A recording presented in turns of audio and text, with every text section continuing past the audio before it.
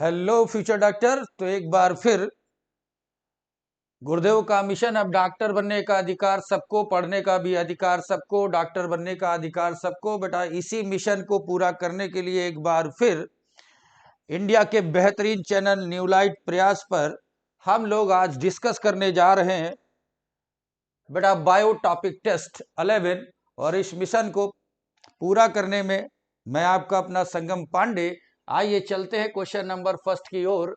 Match the following excretory structures and their organisms with they occur. तो बेटा हमें select करना है कि कौन सा एक्सक्रीटरी स्ट्रक्चर है और कौन से आर्गनेस में देखने को मिलेगा। चलें, तो बेटा प्रोटोनेफ्रिटिया को फ्लेम सेल कहा गया और ये प्लेटेहेल्मिन्थीस में देखने को मिलती हैं। प्लेटेहेल्मिन्थीस में देखने को मिलती है। नेफ्रीडिया बेटा एक्सक्रीटरी स्ट्रक्चर है अर्थवर्म का। मेलपीजियन टिबुल हमें काकरोच में देखने को मिलती है। Antennal gland, coxal gland, green gland हमें प्रॉन में देखने को मिलती है। तो ये मैच विद 3 के साथ चलेंगे और अपने पास कोई दूसरा ऑप्शन देखने को नहीं मिल रहा है। तो question number first correct option is option first.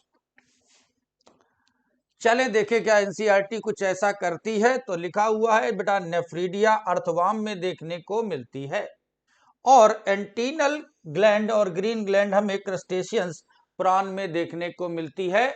और फ्लैट वर्म में हमें फ्लैट वर्म, रोटीफर और रोटीफर्स में हमें बेटा प्रोटोनेफ्रीडिया फ्लेम सेल देखने को मिलती है।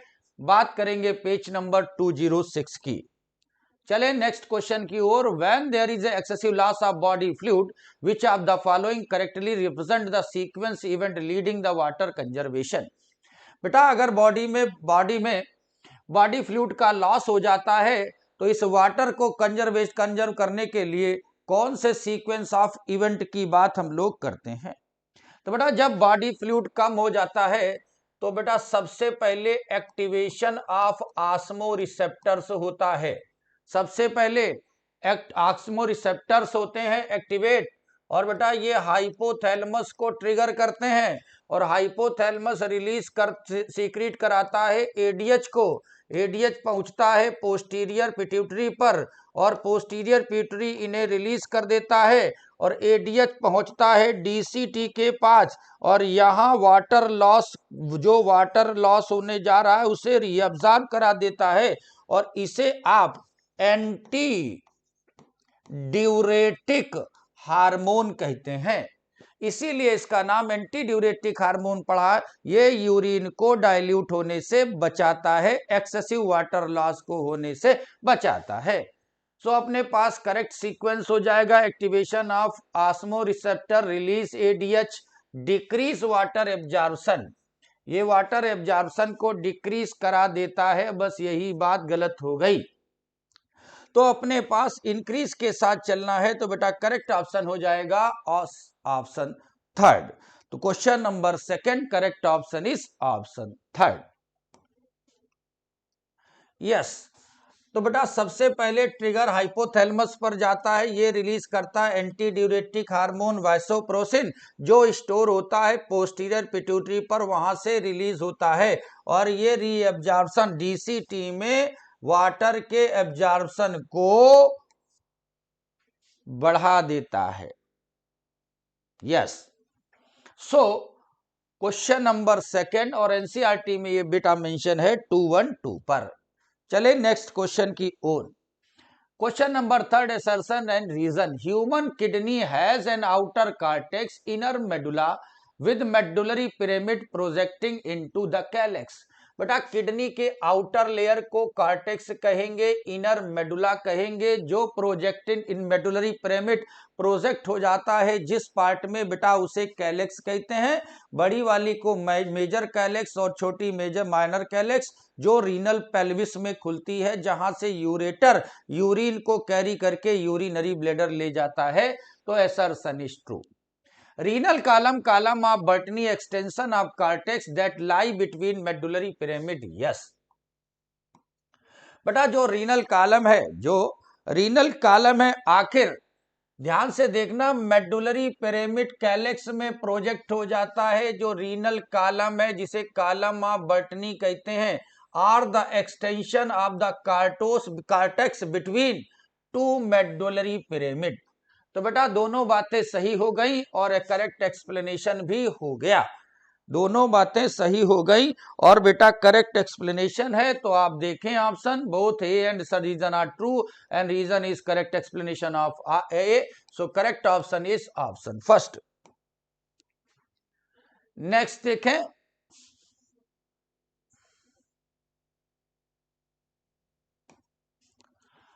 The juxtaglomerular apparatus mainly help in. बेटा जेजीए का मेनली रोल क्या होता है? तो बेटा जब जीएफआर है उसे रेगुलेट कराना जेजीए अपरेटस का काम होता है। ये जक्स्ट्रा मेडुलरी अपरेटस कहलाता है। तो जेजीए का मेन काम बेटा रेगुलेशन ऑफ जीएफआर कहलाता है, रेगुलेशन ऑफ जीएफआर कहलाता है। अगर हमें ध्यान है तो बेटा ध्यान रखना होगा कि जक्स्ट्रा मेडुलरी के ग्लैमुलर अपरेटस में जेजी सेल पाई जाती है जो रेनिन को सीक्रेट करती है, जो जीएफआर को रेगुलेट कराता है। बेटा अगर जीएफआर के सीक्वेंस को याद करते हैं तो बॉडी के टोटल ब्लड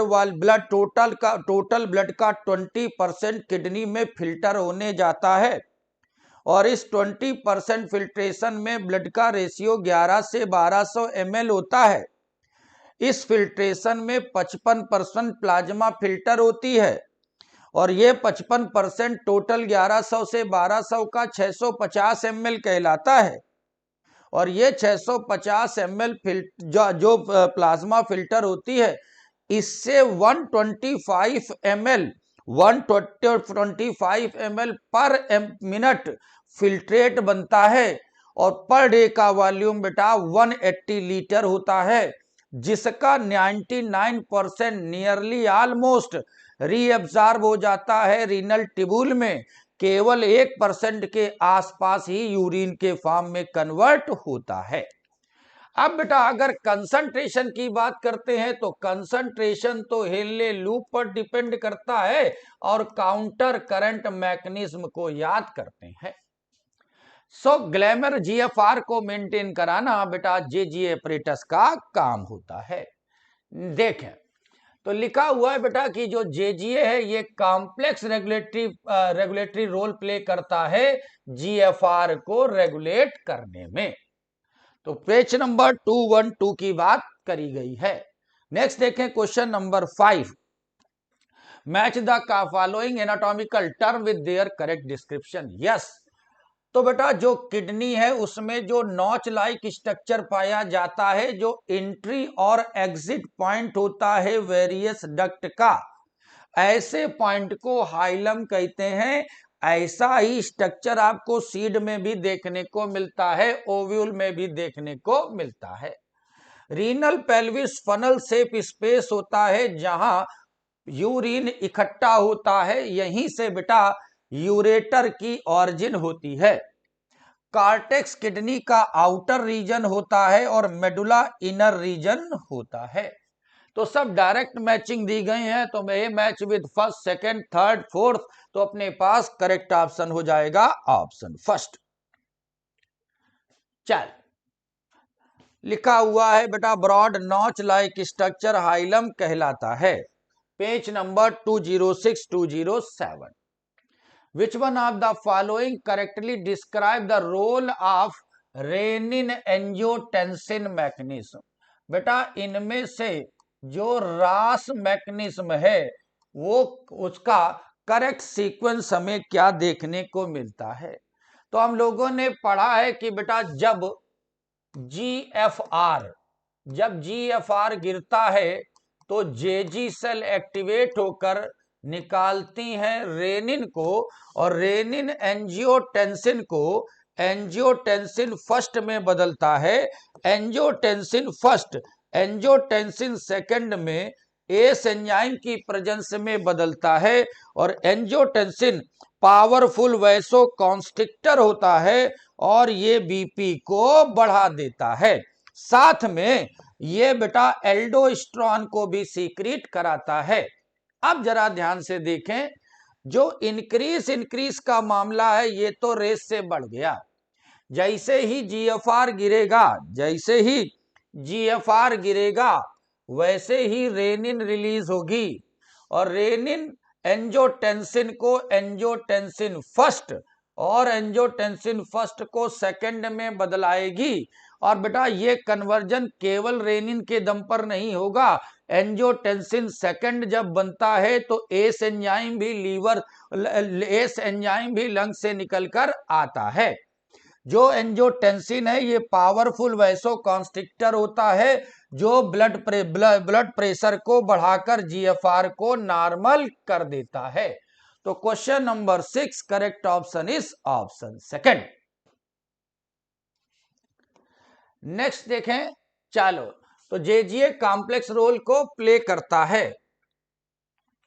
तो रेनिन निकलता है जो एंजियोटेंसिन को एंजियोटेंसिन फर्स्ट और बाद में एंजियोटेंसिन सेकंड में एस की प्रेजेंस में, एंजियोटेंसिन सेकंड जो होता है वो पावरफुल वैसो कॉन्स्ट्रिक्टर होता है जो ग्लैमरल ब्लड प्रेशर को बढ़ा देता है। चले क्वेश्चन नंबर 7 की ओर, और जरा 7th नंबर क्वेश्चन को देखें। Each human kidney contain nearly 1 million nephron which are functional unit of kidney. अगर हम लोग बात करें ईच किडनी की तो बेटा 1 मिलियन नेफ्रॉन पाए जाते हैं जो फंक्शनल यूनिट कहलाते हैं। But nephron consist of glomerulus and renal tubules with blood entering the glomerulus via afferent arteriole. बेटा सारी बातें तो सही है, लेकिन बेटा ग्लैमेरुलस में ब्लड का आना एफरेंट और जाना इफरेंट की निशानी होती है।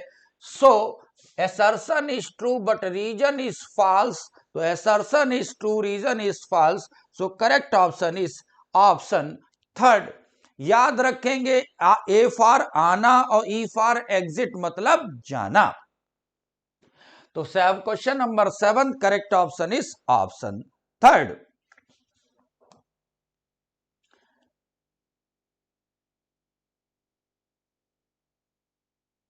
लिखा हुआ ग्लैमेरुलस से ब्लड कैरीड अवे बाहर जाता है इफरेंट आर्ट्रियोल से और आता है बेटा एफरेंट आर्ट्रियोल से। तो कोई पेज नंबर 207 को याद रखें। नेक्स्ट देखें, which of the given statement are correct. बेटा इनमें से कौन सा दिया स्टेटमेंट करेक्ट है। आइए करेक्ट स्टेटमेंट की बात करें। तो Malpighian corpuscles PCT DCT present in cortical region, yes. बेटा हमें याद होना चाहिए कि मेजर पोर्शन नेफ्रॉन का, किडनी नेफ्रॉन का सब कॉर्टेक्स में होता है। हेनले लूप केवल बेटा कहां जाता है, मेडुला रीजन में जाता है। Henle loop extend into medulla, yes it is true. Juxta medullary nephron have a short loop. तो बेटा दो तरह के नेफ्रॉन पाए जाते हैं, एक कॉर्टिकल नेफ्रॉन और एक जक्स्टा मेडुलरी नेफ्रॉन। बेटा जो जक्स्टा मेडुलरी नेफ्रॉन होता है इसका हेनले लूप लॉन्ग होता है, शॉर्ट नहीं। और बेटा जब लॉन्ग हेनले लूप होता है तो याद रखेंगे वासा रेक्टा भी इनमें लॉन्ग होता है।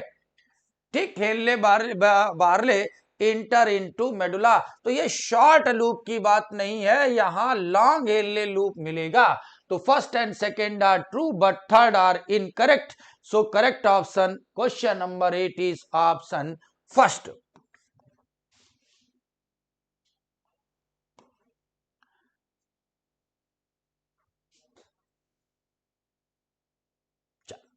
लिखा है कि the some of the nephron of the Henle loop very long run deep into medulla.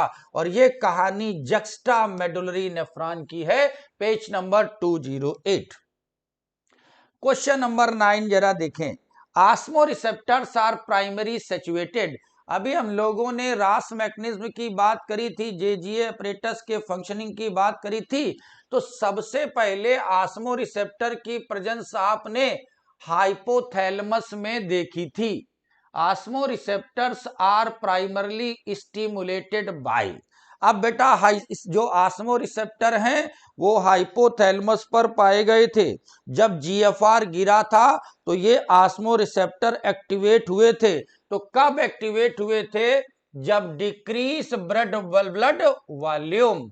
अब ये ऑस्मो रिसेप्टर एक्टिवेट हुए और बेटा इन्होंने मैसेज दे दिया किसको, they release hormone anti diuretic ADH, और कहां पहुंचेगा, पोस्टीरियर पिट्यूटरी पर और रिलीज होगा। और ये लिखा है ये ऑनली वाला मिशन किनारे कर दें और हाई हाई वाला तो मामला ही हट जाएगा। तो question number 9 correct option is option first.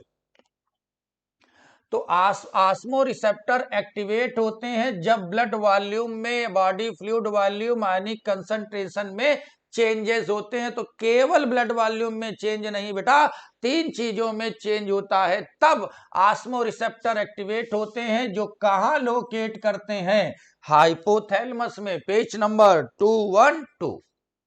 चले क्वेश्चन नंबर 10 की ओर। Assertion and reason. Urine formation begins with glomerular filtrate, where the blood is filtered through the glomerulus and Bowman capsule. अब हमें याद होना चाहिए बेटा, यूरिन फॉर्मेशन की mechanism 3 step में पूरी हुई। पहला अल्ट्रा फिल्ट्रेशन कहलाया, दूसरा ट्यूबुलर सीक्रीशन, तीसरा सिलेक्टिव रीएब्जॉर्प्शन कहलाया। तो पहला काम है अल्ट्रा फिल्ट्रेशन, महीन छनाई होना, जिसके लिए इफेक्टिव फिल्ट्रेशन प्रेशर की रिक्वायरमेंट होती है। और बेटा ट्रिपल लेयर्ड मेम्ब्रेन यहाँ फिल्ट्रेशन के काम में आती है। और जो फिल्ट्रेट बनता है वो छनकर जिस पार्ट पर पहुंचता है उसे आप बोमेन कैप्सूल कहते हैं। और यहीं से आप नेफ्रॉन के स्ट्रक्चर, रीनल ट्यूबुल के पहले पड़ाव को याद करते हैं। सो assertion in case of particular case, assertion is true. Filtration occurs through the endothelium of the glomerular capillaries and basement membrane and podocyte of Bowman capsule. Almost all plasma except protein pass into. तो yes, reason is correct and correct explanation. Correct explanation भी हो जाएगा। अब बेटा podocyte पाई जाती हैं बोमेन में capsule के मेम्ब्रेन पर, और ये बनाती हैं स्लिट पोर जो छन्ने में मदद करती है। इनके लगने का अरेंजमेंट इंट्रिकेट मैनर में होता है।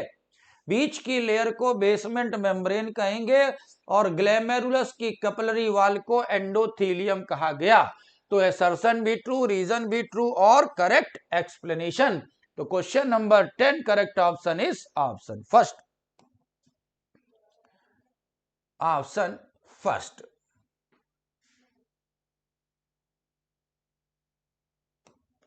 नेक्स्ट देखें, renin secrete by JGA apparatus act 2। अभी हम लोगों ने बेटा इस मैकेनिज्म को समझा था कि जो जेजी अपरेटस होता है वो रेनिन को सीक्रेट करता है, और ये जो रेनिन होती हैं ये रेनिन इनएक्टिव एंजियोटेंसिनोजिन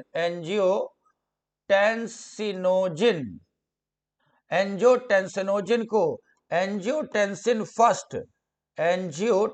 फर्स्ट में कन्वर्ट करती है, और ये कन्वर्ट होता है एंजियोटेंसिन सेकंड में by the enzyme of S. अब बेटा एंजियोटेंसिन सेकंड पावरफुल वैसोकॉन्स्ट्रिक्टर होता है। तो नाउ द रेनिन बेटा, इनमें से रेनिन, अब जरा याद करके बताओ बेटा, इनमें से रेनिन कौन से काम को प्रमोट करता होगा? Yes, it convert angiotensinogen to angiotensin second. Convert angiotensin second to angiotensin ऐसा कन्वर्जन नहीं है। पावरफुल वैसोकॉन्स्ट्रिक्टर को आपने एंजियोटेंसिन सेकंड कहा है, जो एस के प्रेजेंस के कारण कन्वर्ट होता है। तो question number 11 correct option is option first, option first. तो जेजीए कॉम्प्लेक्स रोल करता है, जरा ध्यान करें, जेजी सेल रिलीज करेंगी रेनिन को, जो एंजियोटेंसिन फर्स्ट में कन्वर्ट होता है। बाद में बेटा एस एंजाइम एंजियोटेंसिन फर्स्ट को एंजियोटेंसिन सेकंड में कन्वर्ट होता है। Page number 214। नेक्स्ट देखें क्वेश्चन नंबर 12 को। तो फिगर को देख लिया जाए तो बेटा ए रिप्रेजेंट करता है मेडुलरी पिरामिड को, ए रिप्रेजेंट करता है मेडुलरी पिरामिड को, बी रिप्रेजेंट करता है कैलेक्स को, सी रिप्रेजेंट करता है रीनल पेल्विस को, और बेटा जो डी रिप्रेजेंट करता है ये रीनल कॉलम को रिप्रेजेंट करता है, रीनल कॉलम को रिप्रेजेंट करता है। तो ए रीनल कॉलम है, बी मेडुलरी पिरामिड है, सी कैलेक्स है, और D medullary pyramid, D medullary pyramid है। D medullary pyramid, D medullary pyramid, D मतलब रीनल कॉलम, ये डी मेडुलरी पिरामिड हमें देखने को नहीं मिल रहा है, ठीक। और B medullary pyramid, B medullary pyramid भी नहीं है, डी रीनल कॉलम है, डी रीनल कॉलम है, और सी रीनल पेल्विस है, ए मेडुलरी पिरामिड नहीं है। So correct match of the question number 12 is option third, yes, option third. चलें देखो, ये मेडुलरी पिरामिड हो गया, ये कैलेक्स हो गया, ठीक है, ये रीनल पेल्विस हो गई, और ये रीनल कॉलम। नेक्स्ट देखें क्वेश्चन नंबर 13।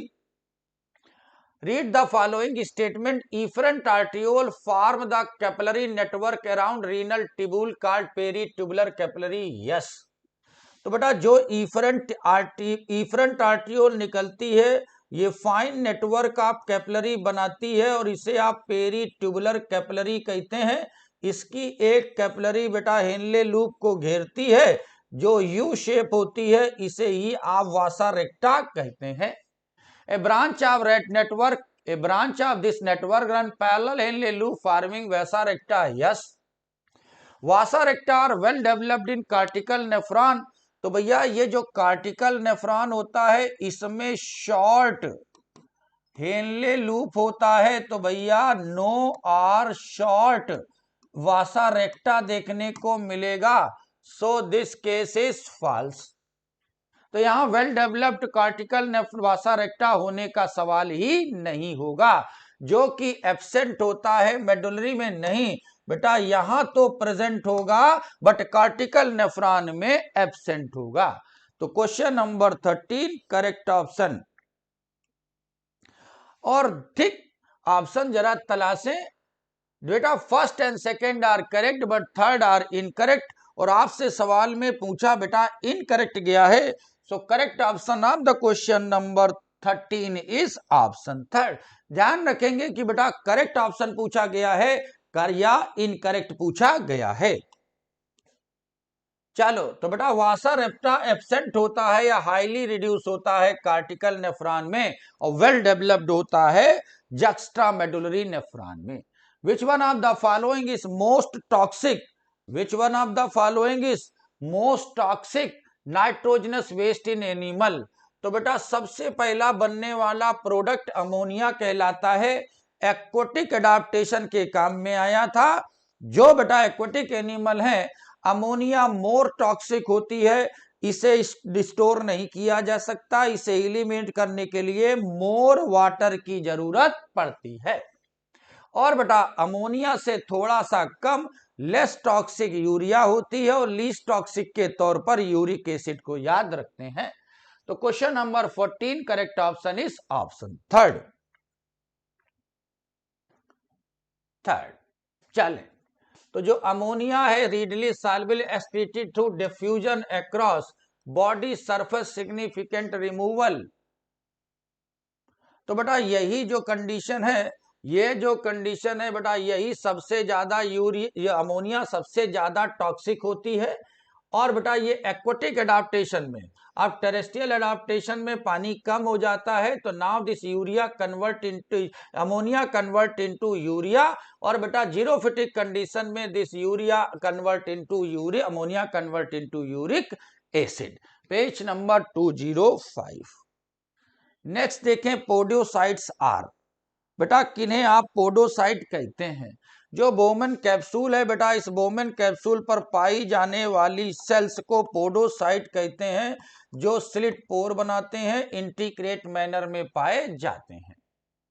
तो ये सेल हैं जो पीसीटी में नहीं पाई जाएंगी, कलेक्टिंग डक्ट में नहीं पाई जाएंगी, वासा रेक्टा में नहीं पाई जाएंगी, ये बोमेन कैप्सूल में पाई जाती हैं जो फिल्ट्रेशन के काम में मदद करती हैं। तो देखें question number 15, correct option is option second. तो लिखा हुआ epithelial cell of Bowman capsule is called podocyte, ये इंटीग्रेट मैनर में लगेंगी, माइन्यूट स्पेस बनाएंगी जिन्हें फिल्ट्रेशन स्लिट या स्लिट पोर कहेंगे। Page number 208। नेक्स्ट देखें question number 16। Nearly 99% filtrate formed by kidney is reabsorbed by renal tubule. Yes, जो filtrate बनता है बेटा उसका 99% से ज्यादा पार्ट एब्जॉर्ब हो जाता है रीनल ट्यूबुल में। The tubular epithelial cell reabsorb substance by passive transport for nutrient like glucose and Na। बेटा याद रखेंगे कि जो गाना होता है, जो गाना होता है, गाना मतलब बेटा ग्लूकोज, गा का मतलब ग्लूकोज, ना का मतलब सोडियम, ये हमेशा बेटा एक्टिव प्रोसेस से एब्जॉर्ब होते हैं। और यहां लिखा हुआ है कि by the passive transport of the nutrient like glucose, तो रीजन तो हो गया फॉल्स, असर्शन हो गया ट्रू, तो अपने पास करेक्ट ऑप्शन हो गया ऑप्शन थर्ड। वाटर और नाइट्रोजनस वेस्ट का एब्जॉर्प्शन बेटा पैसिव मोड से होता है। Question number 60। चलो, लिखा हुआ segment of nephron by active passive, लिखा हुआ ध्यान से देखो, glucose amino acid and sodium filtrate are reabsorb actively, nitrogenous waste absorbed by passive. जो नाइट्रोजनस वेस्ट और वो है वो बेटा पैसिवली होंगे, और जो गाना है वो एक्टिवली रीअब्सॉर्ब होगा। चलें देखें question number 17। Identify A B C. तो बेटा आप ए और बी सी को जरा आइडेंटिफाई करें। ए तो हो गया अपना हेड जो बनाता है हैवी मीरोमायोसिन से, और जो बी वाली साइड हो गई ये हो गई बेटा एक्टिन बाइंडिंग साइट, और जो सी हो गई ये हो गई एटिपेस बाइंडिंग साइट, एटिपेस बाइंडिंग साइट। अब बेटा देखें, ए हेड है, बी ए हेड है, बी एटीपी बाइंडिंग साइट, तो बी एटीपी बाइंडिंग साइट नहीं है, सी एटीपी बाइंडिंग साइट है, और बी एक्टिन बाइंडिंग साइट है। ए हेड है और बी एक्टिन बाइंडिंग साइट है, तो second and third are correct, so correct option 17 is option fourth. ये देखें हेड है बेटा, और ये एक्टिन बाइंडिंग साइट है, और ये एटीपी बाइंडिंग साइट है। चले क्वेश्चन नंबर 18 की ओर। The PCT proximal convoluted tubule lined by simple cuboidal brush border epithelium. The brush border epithelium increase surface area reabsorption of substance filtrate. Yes, बेटा जो PCT होती है जहां मैक्सिमम एब्जॉर्प्शन देखने को मिलता है, तो जहां मैक्सिमम एब्जॉर्प्शन देखने को मिलता है बेटा वहां फिंगर लाइक प्रोजेक्शन पाए जाते हैं, जिन्हें आप माइक्रोविलाई कहते हैं, विलाई कहते हैं, जिनकी लाइनिंग ब्रश की तरह नजर आ जाती है। इसी एपिथेलियम को ब्रश बॉर्डर क्यूबॉइडल एपिथेलियम कहते हैं। It is A case of simple epithelium, और ये brush border appearance surface area को बढ़ा देती है जिससे मैक्सिमम एब्जॉर्प्शन देखने को मिलता है। So assertion is true, reason is true, and explanation is also true. तो question number 18 correct option is option first, option first. Next देखें, ये देखें पीसीटी है बेटा, ये सिंपल क्यूबॉइडल ब्रश बॉर्डर हैं जो सरफेस एरिया को बढ़ाकर रीअब्जॉर्प्शन को बढ़ा देते हैं। विच of the following is correctly match, इनमें से कौन सी मैचिंग करेक्ट है? तो बेटा यूरेमिया इन्फ्लेमेशन आप ग्लैमरुलाई नहीं कहलाती, इसे आप ग्लैमेरुलोटाइटिस कहते हैं। हीमोडायलिसिस किडनी स्टोन को रिमूव नहीं करते हैं। हीमोडायलिसिस आर्टिफिशियल किडनी कहलाती है, नाइट्रोजनस वेस्ट को रिमूव करने की प्रोसेस होती है। बट रीनल कैलकुली, बेटा रीनल कैलकुली किडनी में स्टोन बनता है, उसे आप रीनल कैलकुली कहेंगे। ग्लैमरोनेफ्रोटाइटिस डिक्रीज यूरिया नहीं है, नेफ्रोटाइटिस इन्फ्लेमेशन इन ग्लैमरुलाई कहलाता है। अब बेटा जो स्टोन बनता है उस स्टोन के कंपोजिशन को याद रखते हैं। बेटा कैल्शियम फास्फेट भी है, कैल्शियम ऑक्सलेट भी है और यूरिक एसिड भी स्टोन बनाने के काम में आता है। तो question number 19 correct option is option third. तो ग्लैमरुलाई देखो लिखा हुआ ग्लैमरुलोनेफ्राइटिस इन्फ्लेमेशन ऑफ किडनी, और जो रीनल कैलकुली है ये insoluble mass of the oxalate etcetera etcetera में और भी चीजें आ जाती हैं, ध्यान में रखेंगे। Page number 214। नेक्स्ट देखें क्वेश्चन नंबर 20। क्वेश्चन नंबर 20 की बात करी जाए, atrial natriuretic factor release from the heart. बेटा एएनएफ जो होता है वो हार्ट की एट्रियल वॉल से निकलता है, और इसका काम क्या होता है? बेटा हम लोगों ने पढ़ा था कि ये जो एएनएफ है ये पावरफुल वैसोडाइलेटर है, एंटागोनास्टक है रास मैकेनिज्म का। तो ये प्रमोट वैसो कॉन्स्ट्रिक्शन नहीं कराएगा, ठीक। Increase aldosterone secretion and sodium reabsorption. ये जो एएनएफ है ये वैसोडाइलेटर है और ब्लड प्रेशर को कम करेगा, और इसीलिए रास वाली मैकेनिज्म एल्डोस्टेरोन पावरफुल कॉन्स्ट्रिक्शन है। तो बेटा एल्डोस्टेरोन मतलब साल्ट रिटेंशन हार्मोन, साल्ट मतलब एनए का बढ़ना मतलब बीपी का बढ़ जाना। सो जो एएनएफ है वो पावरफुल वैसोडाइलेटर है, जो ब्लड वेसल को डायलेट करके बीपी को रिड्यूस करके नॉर्मल कंडीशन में लाता है। तो question number 20 correct option is option second. तो increase blood flow atrial cause the release of ANF cause vasodilation. Page number 212। Next देखें question number 21। Main structural difference between cortical nephron and juxtamedullary nephron line in the. अब बेटा आपने कार्टिकल nephron की बात करी थी, जस्टामेडुलरी nephron की बात करी थी। बेटा जिसका हेनले लूप शॉर्ट था उसे आपने कार्टिकल नेफ्रॉन कहा था, और जिसका हेनले लूप लॉन्ग था इसे आपने जस्टामेडुलरी नेफ्रॉन कहा था। जिसका लॉन्ग हेनले लूप था इसमें लॉन्ग वासा रेक्टा भी मिला है, और यहां बेटा रिड्यूस वासा रेक्टा मिलता है। तो मेल्पिजियन कार्पसल्स की प्रेजेंस एब्सेंस असर नहीं डालेगी। पीसीटी तो दोनों में होंगी, कलेक्टिंग डक्ट दोनों में होंगी, लेकिन बेटा जो हेनले लूप की लेंथ है वो डिसाइड करेगी कार्टिकल और मेडुलरी नेफ्रॉन को। तो question number 21 correct option is option second. लिखा हुआ है देखिए, दीस नेफ्रॉन आर जेम, इनमें हेनले लूप लॉन्ग है और वहां हेनले लूप शॉर्ट है।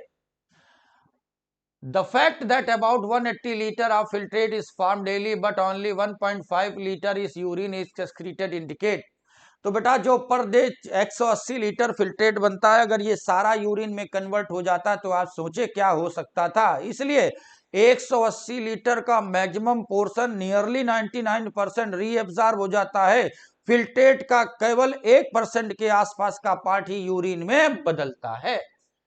तो most of the filtrate is lost as sweat, no nearly filtrate is reabsorbed by the nephron. बस यही बात अपने आप को याद रखनी होगी। अब नियरली का मतलब कितना बेटा, 99% रीअब्सॉर्ब हो जाता है, इसलिए केवल 1% के आसपास ही यूरिन में कन्वर्जन होता है। Question number 22 correct option is option second.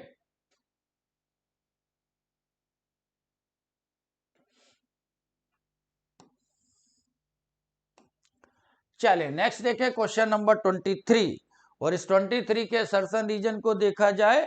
तो collecting duct allow passage of small amount of urea into medullary interstitium. Yes, हम लोगों ने बेटा कलेक्टिंग डक्ट से यूरिया को मेडुलरी इंटरस्टिशियम में आते देखा और यहां से ascending limb of Henle loop में जाते देखा, वापस इस साइकिल को चलते देखा, जिससे मेडुलरी इंटरस्टिशियम में यूरिया की प्रेजेंस पाई गई जो ऑस्मोलरिटी ग्रेडियंट बनाती है।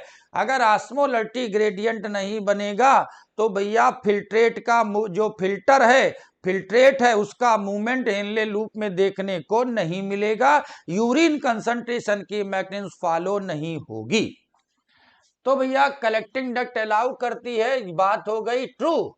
It help maintain high osmolarity in medulla necessary for concentration of urine. Yes, तो बेटा असर्शन भी सही है, रीजन भी सही है और करेक्ट एक्सप्लेनेशन भी सही हो गया। तो question number 23 correct option is option first. और याद रखना है कि एनसीईआरटी शुरू के पैराग्राफ में ही दे देती है कि नाइट्रोजनस वेस्ट पूरी तरह से बॉडी से इलिमिनेट नहीं होते, 100% यूरिया आपकी बॉडी से इलिमिनेट नहीं होती। तो this long duct large amount of water could be reabsorb और लिखा है allow the passage of small amount of urea in medullary inter, क्या मेंटेन करने के लिए? Osmolarity. Which hormone released from the neurohypophysis prevent excessive loss of the water? तो बेटा जो प्रिवेंट करता है एक्सेसिव लॉस मतलब एंटी ड्यूरेटिक हार्मोन, जिसे आप वैसोप्रोसिन कहते हैं। बेटा ये हार्मोन सिंथेसाइज तो हाइपोथैलेमस में होता है, स्टोर पोस्टीरियर पिट्यूटरी में, और बेटा यहीं से रिलीज होता है। इसे आप एंटी ड्यूरेटिक हार्मोन कहेंगे। बेटा इसी का दूसरा नाम वैसोप्रोसिन होता है, वैसोप्रोसिन होता है। तो 24 correct option is option second.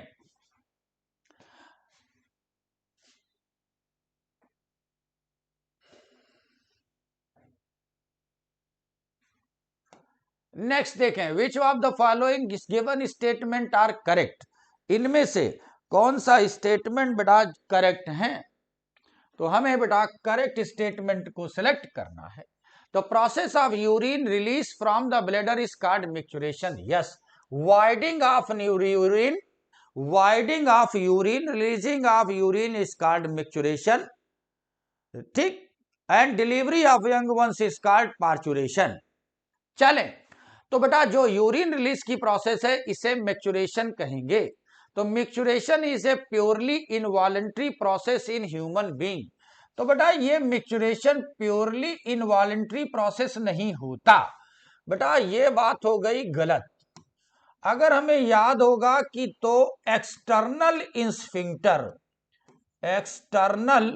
Sphincter जो पाए जाते हैं दे आर वॉलंटरी कंट्रोल, ये वॉलंटरी कंट्रोल में होते हैं, इसलिए this exercise is not purely involuntary नहीं होगी। तो सेकंड स्टेटमेंट तो हो गया false. Maturation reflex involve both sensory motor signal between bladder and CNS. Yes, तो बेटा जो मैच्योरेशन है बेटा इसमें मोटर न्यूरॉन मोटर सिग्नल भी इन्वॉल्व होंगे और सेंसरी सिग्नल भी इन्वॉल्व होंगे। तो थर्ड स्टेटमेंट इज ट्रू और हमें करेक्ट ही ढूंढना है। तो first and third are correct, so correct option is option second.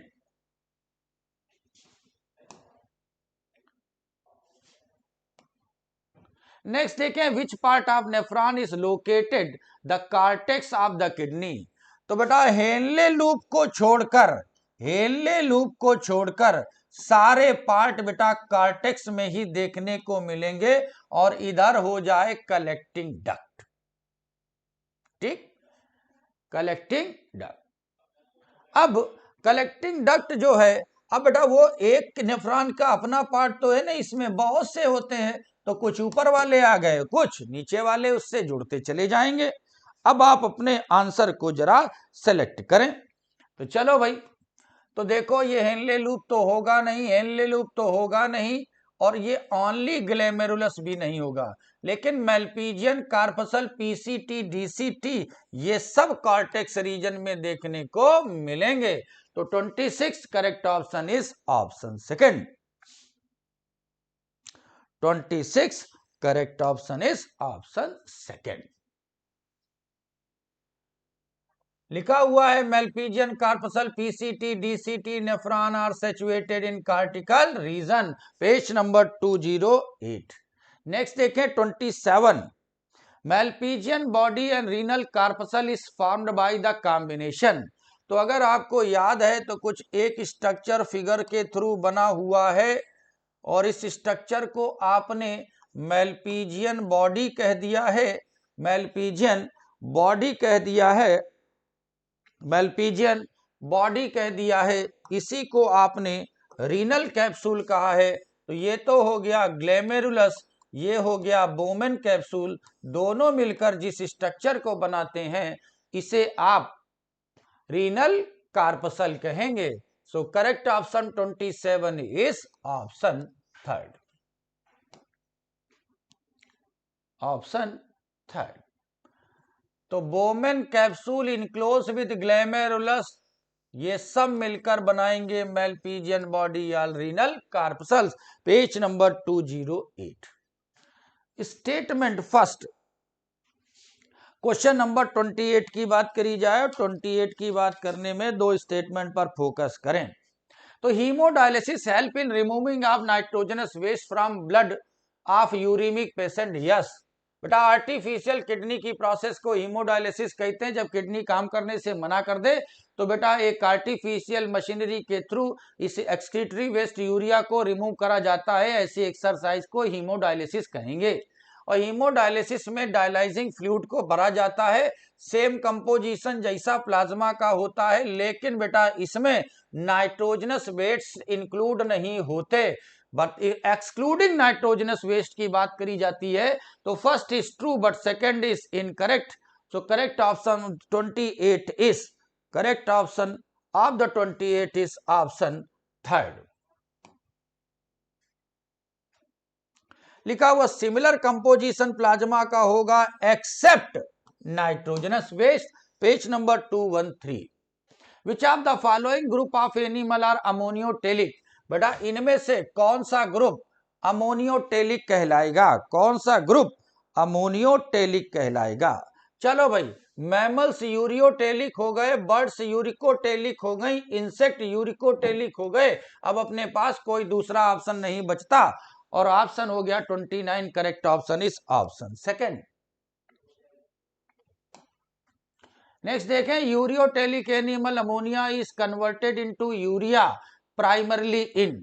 तो बेटा जो अमोनिया है इसे यूरिया में बदला जाता है।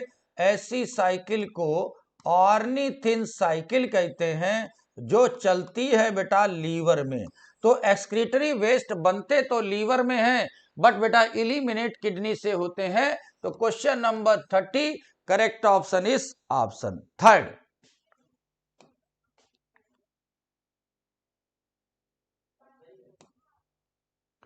विच of the following given statement are correct. इनमें से कौन से स्टेटमेंट जो दिए गए हैं वो करेक्ट हैं। तो normal urine is slightly acidic and pale yellow colour, yes it is true. Normal urine slightly pail colour की होती है, एसिडिक पीएच को शो करती है। Average pH of urine is 6, yes. Presence of glucose and ketone body urine is normal. अब बेटा उसे glycosuria और उसे कीटोनूरिया कहेंगे, और ये नॉर्मल यूरिन की निशानी नहीं है, ये एबनॉर्मल यूरिन की निशानी है, जो सर्टेन डिसीजेस का इंडिकेटिव पैरामीटर बन जाता है। तो आपके पास करेक्ट ऑप्शन को ही सिलेक्ट करने के लिए कहा गया है। तो first and second are correct, so correct option is option first, option first. Next देखें, which one of the following correctly match and type of nitrogenous waste with it excretory adaptation. Correct match को देखें और excretory adaptation को। तो भैया अमोनियोटेलिक least toxic की बात नहीं है, मोस्ट टॉक्सिक की बात है। यूरियोटेलिक हाईली टॉक्सिक की बात नहीं है। लेस टॉक्सिक की बात है, लेकिन uricotelic highly soluble excretory bye diffusion, बेटा जो यूरिकोटेलिक हैं वो लीस्ट सॉल्युबल हैं और मिनिमम वाटर लॉस की रिक्वायरमेंट रखते हैं। तो 32 correct option is option third.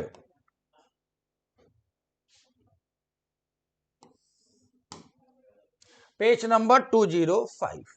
आइए बात करें question number 33। The kidney transplantation is preferred from the close relative, reduce chance of rejection by immune system. Yes बेटा, अगर किडनी ट्रांसप्लांटेशन की जरूरत पड़ती है तो किडनी ट्रांसप्लांटेशन रिलेटिव पर्सन से लिया जा सकता है। अगर अदर थिंग से लाकर डिफरेंट मैचिंग प्रोसीजर अपनाए जाते हैं, इनमें ब्लड ग्रुप मैचिंग भी रिक्वायर्ड होती है। अदर सोर्स से लेंगे तो बेटा इन्हें रिजेक्शन का खतरा हो जाएगा। Immune rejection occurs because the body indicate transplanted kidney as a foreign tissue. अगर बेटा मिसमैच किडनी लगा दी जाएगी तो बॉडी इसे फॉरेन पार्ट के तौर पर रिकॉग्नाइज करेगी और इन्हें रिजेक्ट कर देगी। आर्गन रिजेक्शन के लिए बेटा जो इम्यूनिटी रिस्पॉन्सिबल है उसे सीएमआई कहा जाता है, सेल मीडिएटेड इम्यूनिटी कहा जाता है। इसे सुप्रेस करने के लिए हम इम्यूनो सुप्रेसिव ड्रग का सहारा लेते हैं।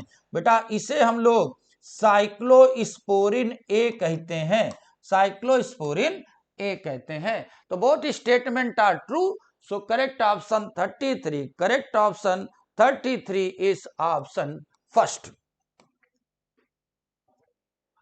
यस, तो फंक्शनिंग किडनी का यूज आप ट्रांसप्लांटेशन में करेंगे क्लोज रिलेटिव, जिससे मिनिमम चांस रिजेक्शन का रहेगा।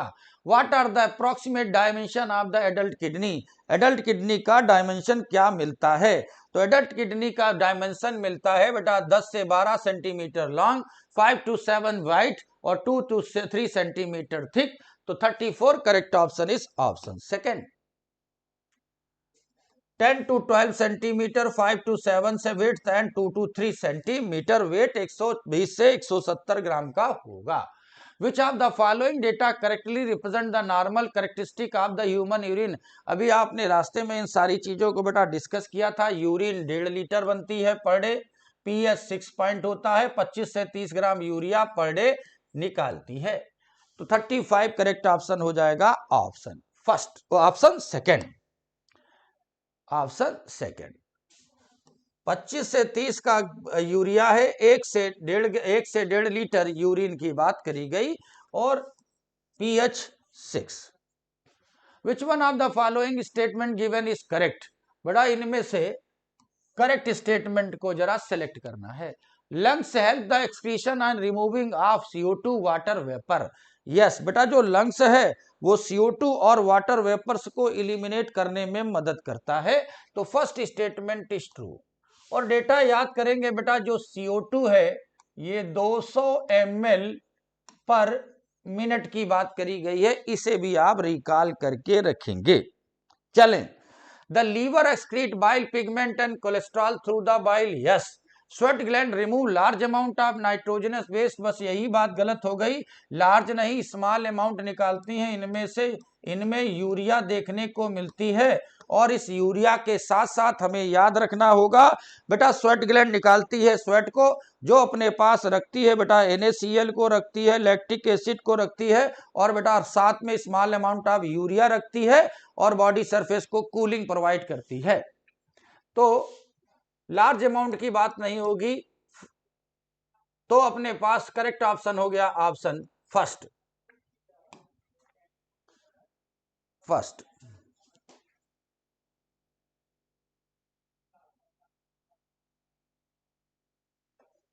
लिखा हुआ small amount of urea sweat में होगी, लार्ज अमाउंट में नहीं। Page number 213। The presence of glucose in A urine is a condition known glycosuria indicate. अगर बेटा यूरिन में ग्लूकोज की प्रेजेंस होती है, इसे ग्लाइकोसूरिया कहते हैं। ये कौन सी कंडीशन का इंडिकेटिव सिंबल होता है? और अगर हमने बात करी तो बेटा ये it is a indicative symbol of diabetes. तो 37 correct option is option third. Yes, indicative symptom of diabetes mellitus. Next देखें, in the presence process of haemodialysis which of the sequence is correct. कौन सा correct sequence हमें haemodialysis में देखने को मिलेगा? तो बेटा सबसे पहले हम लोग बॉडी की रेडियल आर्टरी से ब्लड को बाहर निकालते हैं, और ब्लड को जब बाहर निकाला जाता है तो इसमें मिलाई जाती है हिपेरिन, और इसे हम लोग भेज देते हैं डायलिसिस यूनिट में, और डायलिसिस यूनिट से बाहर निकलने पर एंटी हिपेरिन मिलाकर वापस बॉडी में भेज दिया जाता है। अब अपने पास सबसे पहले क्या होगा, ब्लड बॉडी से बाहर रेडियल आर्टरी से निकाला जाएगा, एंटी कागुलेंट मिलाई जाएगी, डायलाइजिंग यूनिट में डाला जाएगा, जिसमें भरा हुआ फ्लूइड प्लाज्मा के कंपोजिशन जैसा होगा बट नाइट्रोजनस वेस्ट नहीं होंगे, और बाद में फिल्टर करने के बाद एंटी हिपेरिन मिलाकर रेडियल वेन के थ्रू बॉडी में इंटर करा दिया जाएगा। तो अपने पास करेक्ट ऑप्शन मिल जाएगा ऑप्शन फर्स्ट। तो 38 correct option is option first. The juxtaglomeralar apparatus JGA play an important role in maintaining constant GFR which trigger its activation। बेटा कौन है जो JGA apparatus को, कौन सी कंडीशन JGA apparatus को ट्रिगर करती है GFR को मेंटेन कराने पर? तो हम लोगों ने बार बार इस बात को बात करी है कि जब GFR का रेट गिरता है तभी JGA apparatus एक्टिवेट होता है, और बाकी सीक्वेंस आपने बीच में ऑलरेडी पढ़ रखे हैं। तो 39 correct option is option second. बार बार हम लोगों ने इसी बात को दोहराया है, बिल्ट मैकेनिज्म है ग्लोमेरुलर, ये कब काम करती है? जब GFR गिर जाता है। Large difference between a daily filtrate volume 180 litre and urine volume 15 litre indicate approximately what percent. अभी हम लोगों ने डिस्कस किया था बेटा 180 जो फिल्ट्रेट निकलता है उसका लगभग 99% रीनल ट्यूबुल में रीएब्जॉर्ब हो जाता है, केवल 1% के आसपास ही बेटा यूरिन में कन्वर्ट होता। 40 correct option fourth. Yes. Next देखें, statement all locomotion are movement but all movements are not locomotion. Yes, सारे लोकोमोशन मूवमेंट हैं बट सारे मूवमेंट लोकोमोशन नहीं कराते।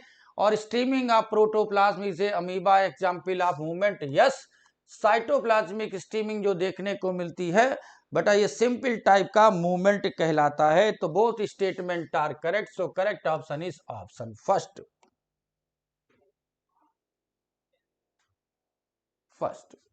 तो अमीबा में बेटा सिंपल टाइप का मूवमेंट देखने को मिलता है जो रिप्रेजेंट करता है स्ट्रीमिंग ऑफ प्रोटोप्लाज्म।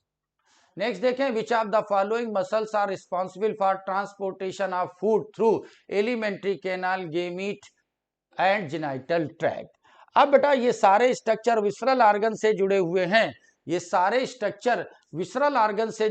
हैं, और बेटा विसरल ऑर्गन में पाई जाने वाली मसल्स को स्मूथ मसल्स या विसरल मसल्स कहेंगे। तो अगर बात स्केलेटल मसल्स की करेंगे तो बेटा एलिमेंट्री कैनाल का कोई लेना देना नहीं होगा। सीलियरी मसल्स एलिमेंट्री कैनाल की लेयर पर नहीं पाई जाती बट फैलोपियन ट्यूब में देखने को मिलती हैं। कार्डियक मसल्स केवल हार्ट में पाई जाती हैं क्योंकि ये विसरल ऑर्गन है, यहाँ स्मूथ मसल्स पाई जाएंगी। 142 correct option is option fourth.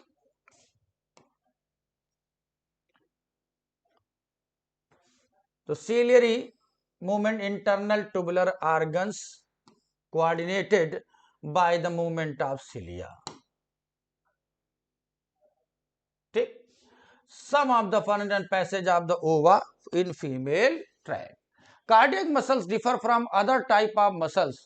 तो बेटा कार्डियक मसल्स अदर मसल्स से डिफर करती हैं, क्यों? क्योंकि बेटा कार्डियक मसल्स स्ट्रेटेड होती हैं, इनवॉलंटरी होती हैं और ये ब्रांचिंग फाइबर को फॉलो करती हैं। अगर बात लैक ऑफ प्रोटीन और एक्टिन मायोस की करेंगे तो बेटा एक्टिन और मायोसिन तो ये तो केवल और केवल हमें देखने को मिलती स्केलेटल मसल्स में, तो बात वहां अदर टाइप ऑफ मसल्स की करी गई, मतलब स्मूथ मसल्स में भी वही बात होनी चाहिए और स्केलेटल मसल्स में भी।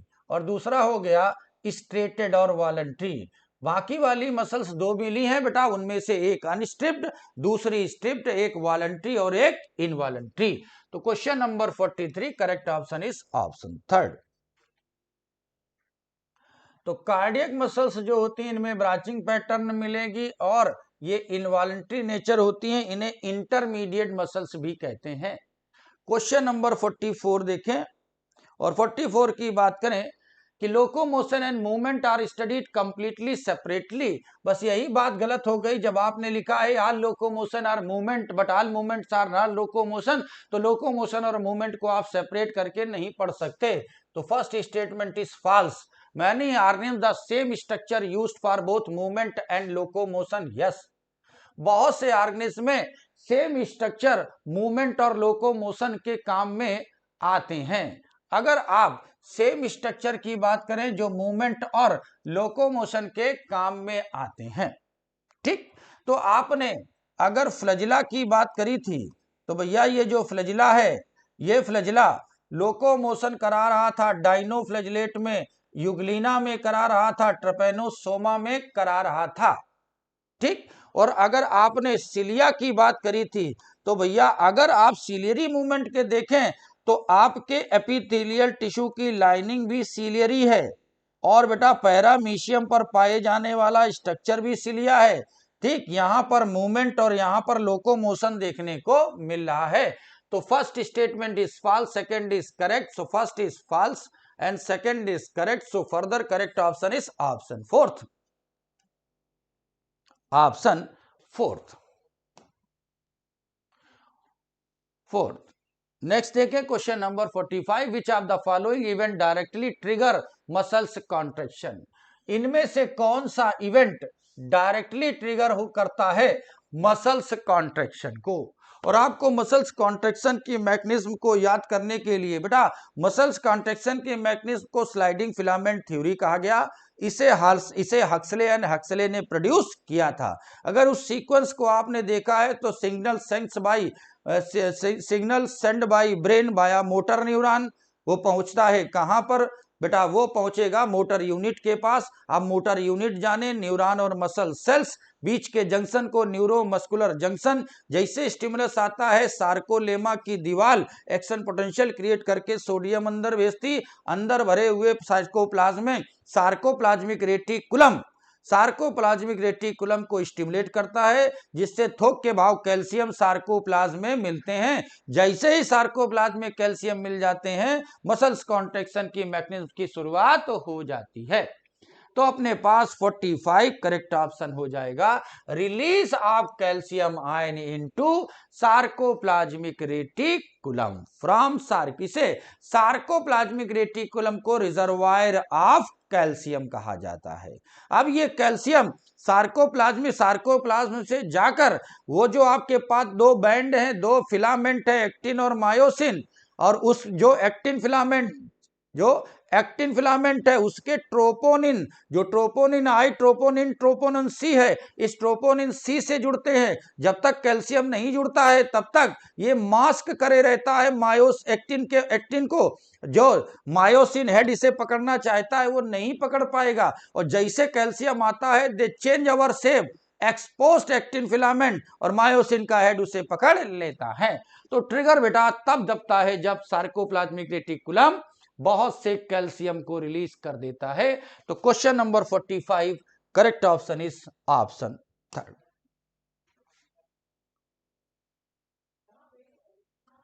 तो कैल्शियम आयन जब सार्कोप्लाज्म में इंक्रीज कर जाते हैं तभी ट्रिगर होता है। Page number 222। और बेटा ये था 1 to 45 और आगे का मिशन बेटा कंटिन्यू करेंगी सुरभि मैम। तो चलिए बच्चा क्वेश्चन नंबर 46 से डिस्कस करते हैं। Methods of locomotion differ among animals depending upon their habitat and needs. सही है बेटा, आपका जो लोकोमोशन का बेसिस है वो नीड्स और आपके इन्वायरमेंट के अकॉर्डिंग क्या हो जाता है, चेंज हो जाता है। Animals perform locomotion mainly to escape from predator and find food और शेल्टर। तो दोनों स्टेटमेंट यहाँ पे क्या है, बिल्कुल सही और डायरेक्ट एनसीईआरटी की लाइन है, तो दोनों स्टेटमेंट यहाँ पे सही है। तो करेक्ट आंसर 46 का क्या हो जाएगा, फर्स्ट। नेक्स्ट क्वेश्चन की तरफ मूव करते हैं और ये था आपका NCERT 1 page number 217। Next question है, during muscle contraction which of the following changes in the sarcomere occur. तो अगर मसल कॉन्ट्रैक्शन की बच्चा बात करी जाए तो मसल कॉन्ट्रैक्शन के टाइम पे ध्यान से देखिएगा, ये हो गया मायोसिन, ठीक। और मायोसिन में यहाँ पे क्या होता है, एक्टिन। यहाँ पे क्या होगा बच्चा, एक्टिन। एक्टिन क्या होते हैं, थिन। और मायोसिन क्या होते हैं बेटा, थिक। ठीक है, हमने बोला कि अगर ये एक्टिन है, ध्यान से समझिएगा, हमने बोला कि अगर ये बच्चा हमारा क्या है, एक्टिन है, और नीचे वाला क्या है, मायोसिन है, ठीक। एक्टिन को डिवाइड करने वाली बीच से लाइन जो होती है उसको बोला जाता है जेड लाइन, ठीक है। ये हो गई जेड लाइन, यहाँ पे भी ये क्या हो गई, Z line. Half I, half I, और यहाँ पे ए बैंड, ठीक है। तो यहाँ पे दो जेड लाइन के बीच की जो जगह होती है उसको क्या बोला जाता है, सार्कोमियर। और ड्यूरिंग मसल कॉन्ट्रैक्शन क्या होता है, ये जो मायोसिन का हेड है ये जाके चिपक जाता है एक्टिन के साथ और इसको अंदर की तरफ खींचने लगता है। तो जब इसको अंदर की तरफ खींचता है तो आपका जो लाइट बैंड है वो क्या करते हैं, अंदर की तरफ आने लगते हैं, जिसकी वजह से आई बैंड में क्या हो जाता है, कॉन्ट्रैक्शन। और आई बैंड की जो लेंथ है वो लेंथ क्या हो जाती है, रिड्यूस। उसी के साथ साथ बेटा ए बैंड जिस पोजीशन में रहता है उसी पोजीशन में रहता है, तो ए बैंड की लेंथ क्या रहती है, रिटेन्ड। ए बैंड की लेंथ क्या रहती है, रिटेन्ड। इसी के साथ साथ सार्कोमियर की अगर बात करी जाए तो सार्कोमियर की लेंथ क्या हो जाएगी, सार्कोमियर जब आपका आई बैंड अंदर की तरफ आ रहा है तो जेड लाइन भी क्या हो जाती है, अंदर की तरफ आ जाती है। तो सार्कोमियर की भी लेंथ क्या हो जाती है, रिड्यूस्ड। और एच जोन बेटा धीमे धीमे गायब होने लगता है। तो both I band and A band shorten गलत है, A band shorten while I band remains same गलत है, I band shorten but A band remains unchange. ये आंसर क्या हो जाएगा हमारा, थर्ड। नेक्स्ट क्वेश्चन है आपका, ये क्वेश्चन था पेज नंबर 233 से। नेक्स्ट क्वेश्चन है अमीबॉइड मूवमेंट। बेटा अगर बॉडी की बात करी जाए तो डिफरेंट टाइप के मूवमेंट होते हैं। अमीबॉइड मूवमेंट जो कि हमें देखने को मिलता है मैक्रोफेजेस और ल्यूकोसाइट में, जो कि प्रोटोप्लाज्मिक स्ट्रीमिंग की वजह से होता है। किसकी वजह से होता है, प्रोटोप्लाज्मिक स्ट्रीमिंग की वजह से। और इसको करवाने के लिए बेटा हेल्प कौन करता है, साइटोस्केलेटन। और साइटोस्केलेटन का कौन सा पार्ट मदद करता है, माइक्रोफिलामेंट। इसके बाद बोल रहा है सिलियरी मूवमेंट। सिलियरी मूवमेंट बेटा किसकी वजह से होता है, सिलिएटेड एपिथेलियम की वजह से। और सिलिएटेड एपिथेलियम की लाइनिंग आपकी प्रेजेंट होती है कहाँ कहाँ, ट्रैकिया और फीमेल रिप्रोडक्टिव ट्रैक में। इसी के साथ साथ मस्कुलर मूवमेंट आपका लिम्ब, जॉज एंड टंग्स है। और मस्कुलर मूवमेंट के लिए बेटा 3 कोऑर्डिनेटेड मूवमेंट चाहिए रहते हैं हमको, स्केलेटल सिस्टम, न्यूरल सिस्टम और मसल। ये जब 3 साथ में काम करते हैं तब मस्कुलर मूवमेंट ऑब्जर्व होता है, ठीक है। तो ए का क्या हो जाएगा, थर्ड, बी का क्या हो जाएगा बच्चा, फर्स्ट, और सी का सेकंड। तो 48 का करेक्ट आंसर क्या हो जाएगा, first. NCERT 1 page number 280। Next question है हमारे पास ट्रैकिया। तो ट्रैकिया में बेटा आपके क्या प्रेजेंट होती हैं, सिलिएटेड एपिथेलियम। और ट्रैकिया में सिलिएटेड एपिथेलियम की वजह से सिलियरी मूवमेंट होता है और उसका काम होता है डस्ट पार्टिकल को रिमूव करने का। ल्यूकोसाइट बेटा अमीबॉइड मूवमेंट शो करते हैं, और अमीबॉइड मूवमेंट शो करते हैं तो बेटा ये स्यूडोपोडिया का फॉर्मेशन करके फॉरेन पार्टिकल को क्या करते हैं, इनगल्फ करते हैं। फीमेल रिप्रोडक्टिव ट्रैक में, फीमेल रिप्रोडक्टिव ट्रैक में भी बेटा सिलिएटेड एपिथेलियम प्रेजेंट होता है, और वहां पे सिलिएटेड एपिथेलियम का काम होता है ओवा को ट्रांसफर कराने का, पासेज ऑफ ओवा। तो ए का क्या हो गया, सेकंड, बी का क्या हो गया बेटा, बी का थर्ड, एंड सी का फर्स्ट, तो करेक्ट आंसर 49 का क्या हो जाएगा, फर्स्ट। नेक्स्ट क्वेश्चन की तरफ चलते हैं, ये था आपका NCERT 1 page number 218। Next question बेटा, मस्कुलर सिस्टम की अगर बात करें तो मस्कुलर सिस्टम का काम क्या है, causes contraction and relaxation of muscle.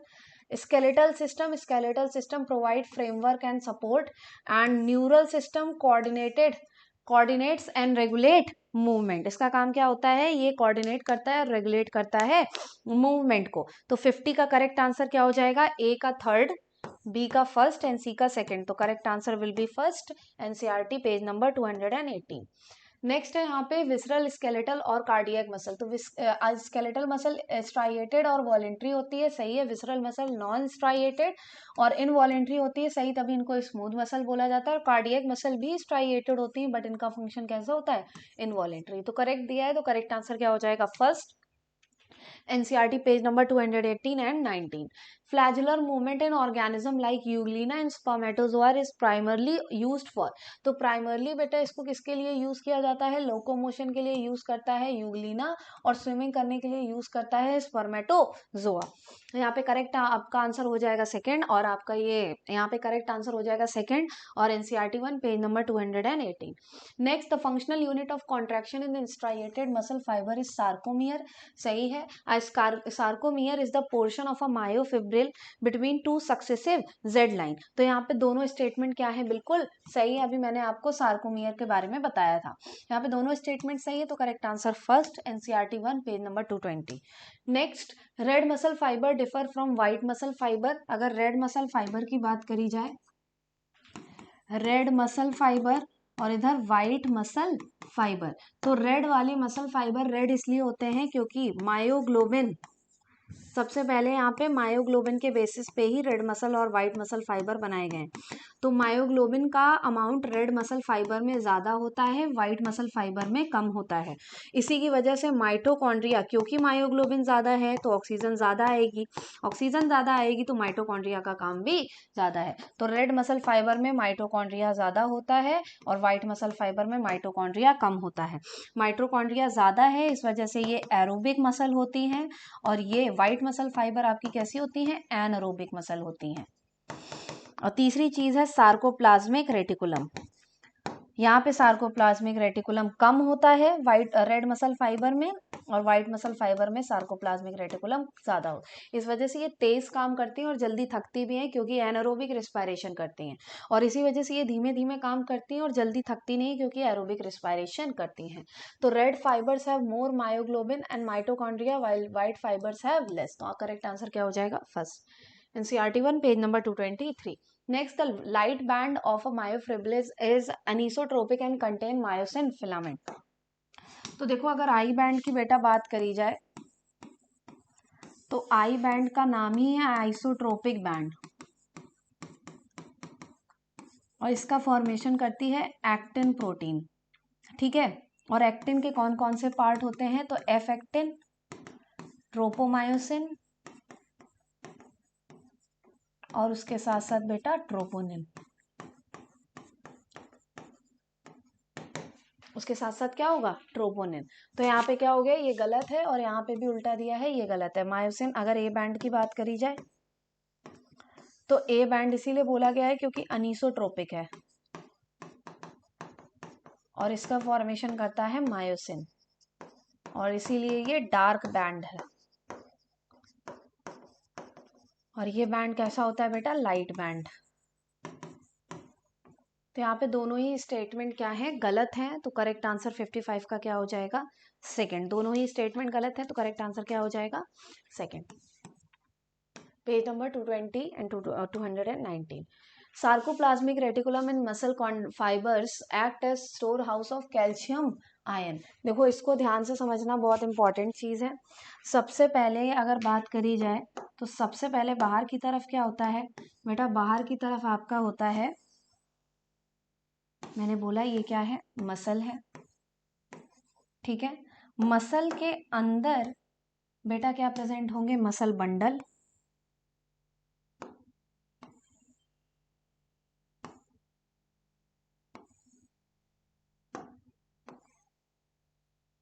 ये क्या हो गए, मसल बंडल। और मसल बंडल्स को ही क्या बोला जाता है, फैसिकल्स। मसल बंडल के अंदर बेटा प्रेजेंट होते हैं, मसल बंडल के अंदर आपके प्रेजेंट होते हैं मसल फाइबर। क्या प्रेजेंट होते हैं बच्चा, मसल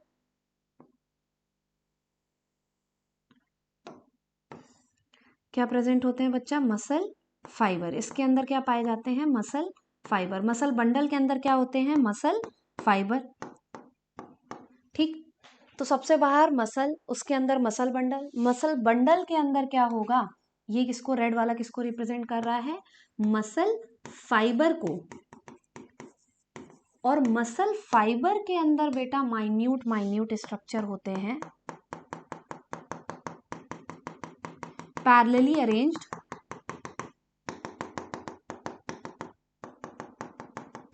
जिनको हम क्या बोलते हैं, मायोफिब्रिल या मायोफिलामेंट,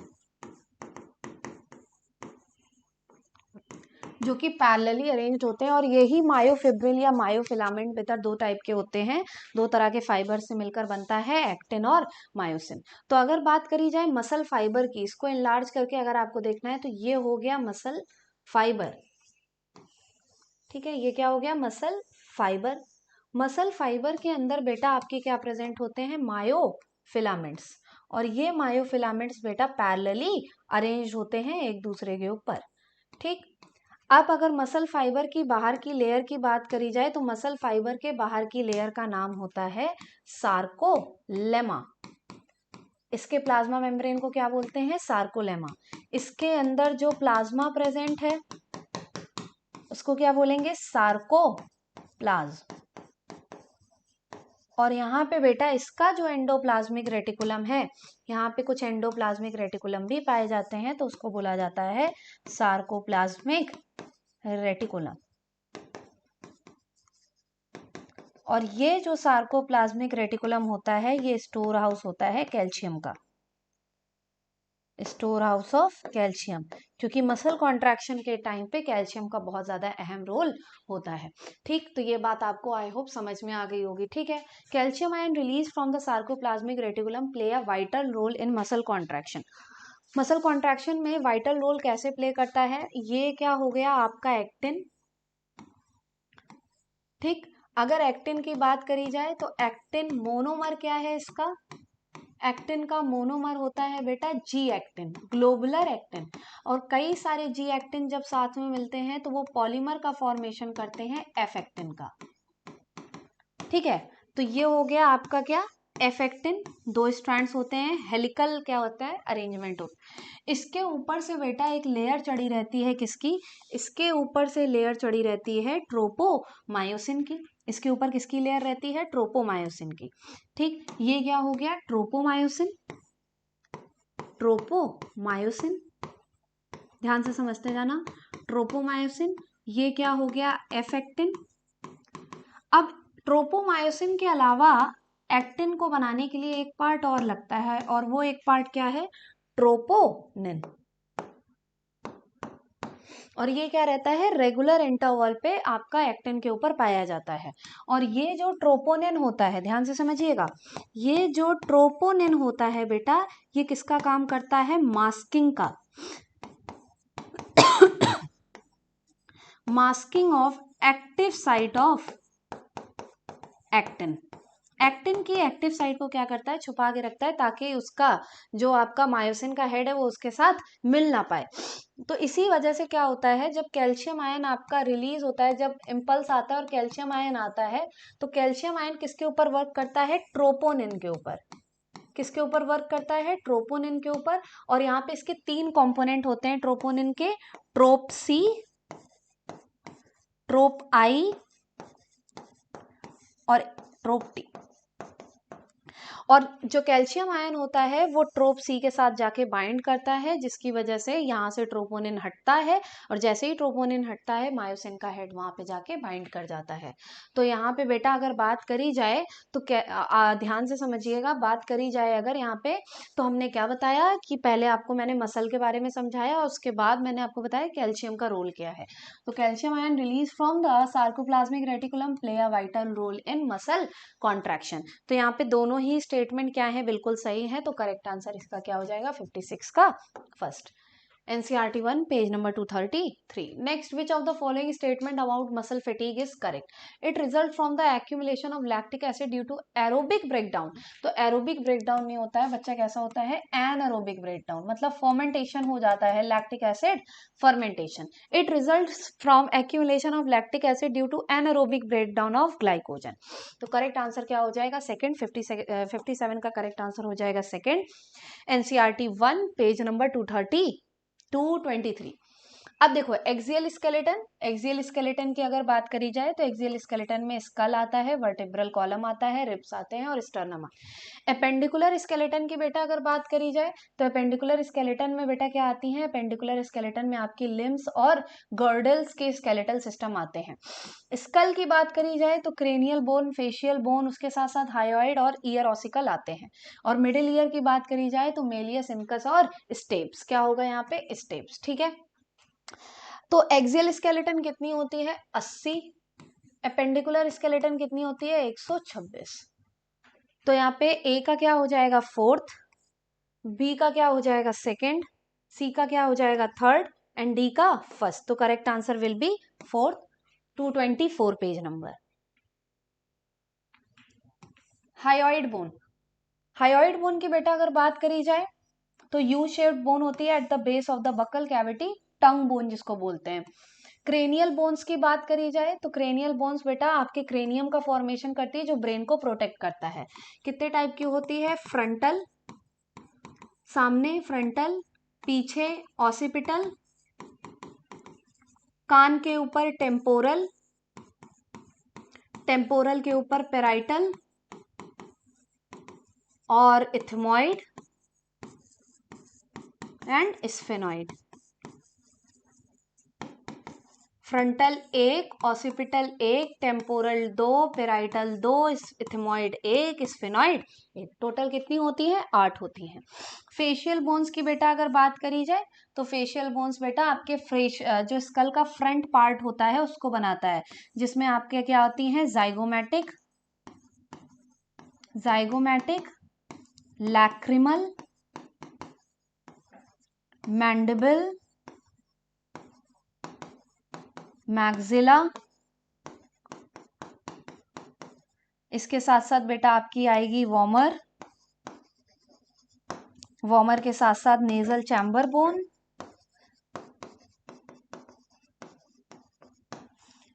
ठीक है। तो ऐसे करके आपकी फेशियल बोन्स आ गई। इसके साथ साथ आपकी होती हैं ऑसिपिटल कॉन्डाइल्स, पैलेटाइन बोन्स भी यहाँ पे होती हैं, बहुत सारी बोन्स होती हैं फेशियल बोन्स में।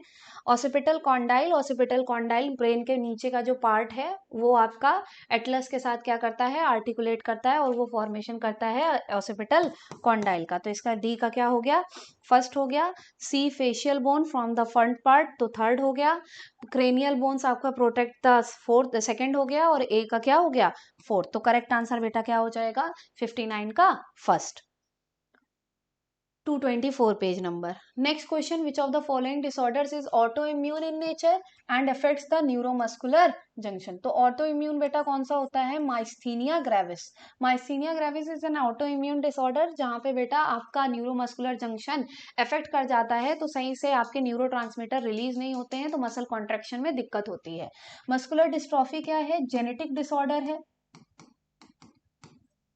जेनेटिक डिसऑर्डर है और इस डिसऑर्डर की वजह से बेटा डीजेनरेशन होता है स्केलेटल मसल का, degeneration of skeletal muscle.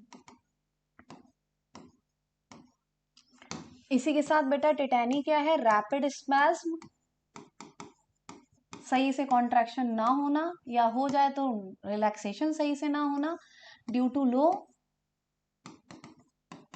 Ca2+ level. और गाउट क्या है, gout is an a type of arthritis, यहां पे भी इन्फ्लामेशन ऑफ जॉइंट होता है, inflammation of joint, but due to accumulation of uric acid, gouty arthritis बोलते हैं इसको। तो यहाँ पे हमसे पूछा गया था ऑटो इम्यून, तो क्या हो जाएगा correct answer second. Next 227 page number. Next cervical region, अगर बेटा बात करी जाए आपके वर्टेब्रल कॉलम की, तो वीसी में आपकी सर्वाइकल बोन होती है, थोरैसिक होती है, लंबर होती है, इसके साथ साथ सैक्रम होती है और कॉक्सियल होती है।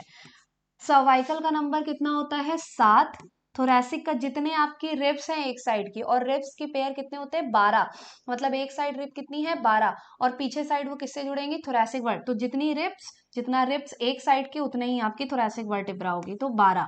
लंबर कितनी 7 12 5, और सैक्रम कितनी 1 फ्यूज्ड होती है, और कितने बोन का फ्यूजन होता है 5 बोन का, और एक कोक्सियल होती है, कितने बोन का फ्यूजन होता है 4 बोन का।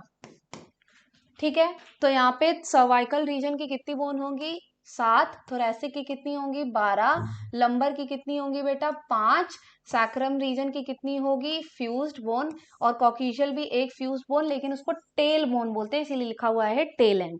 तो ए का सेकेंड, बी का फर्स्ट, सी का थर्ड, डी का फोर्थ, ई का फिफ्थ, तो करेक्ट आंसर 61 का क्या हो जाएगा first. NCERT 1 page number 225। Next true ribs false ribs, अब रिब्स के बारे में पूछ रहा है, तो ट्रू रिब्स उनको बोलते हैं जो आपका डॉर्सल में थोरैसिक वर्टिब्रा से कनेक्टेड हो और वेंट्रल साइड पे स्टर्नम से।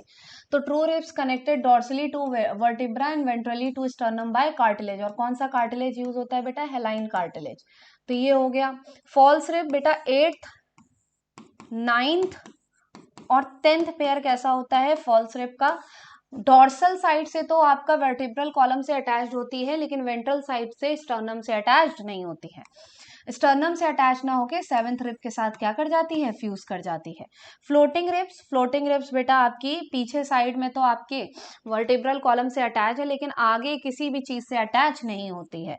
तो फर्स्ट सेकेंड एंड थर्ड, तो आंसर विल बी फर्स्ट। 62 का करेक्ट आंसर फर्स्ट हो जाएगा, NCERT 1 page number 225।